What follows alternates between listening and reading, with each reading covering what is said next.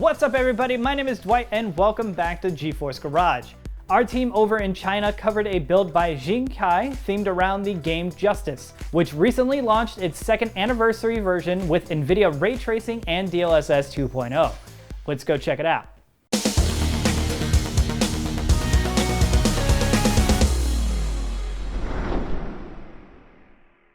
GeForce Garage 一直致力于打造各种个性化的游戏装备。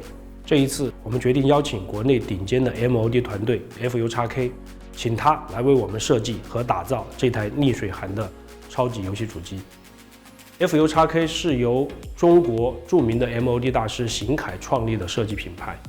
那他的作品以天马行空的想象力和考究的手工著称。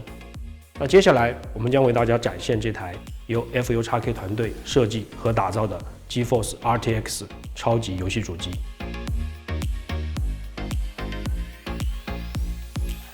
FUXK 团队首先为我们这台主机挑选了非常具有中国文化色彩的红色和黄色来作为它的主色调。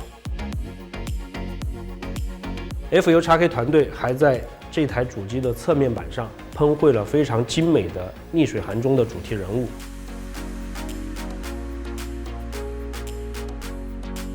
我们为这款主机选择的显卡呢是 GeForce RTX 2080。FUXK 团队同样也为我们的 GeForce RTX 2080显卡设计了一块武侠风元素浓浓的非常精美的背板。但是最重要的创意来自于这台超级游戏主机的主体的骨架和承重结构。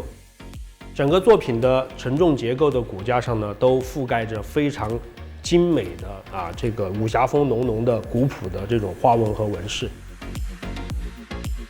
FUXK 团队呢也告诉我们，这些花纹都是用半机械和半手工的方式一点一点的雕刻出来。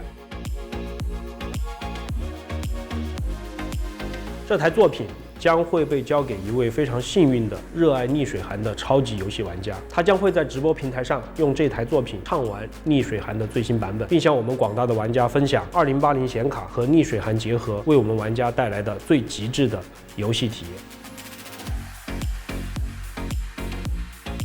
Thank you, Xingkai, for the amazing work you did on that build. Always great to see a PC you can enjoy from any angle. If you guys enjoyed this episode, hit that subscribe button down below, and we'll see you for the next one.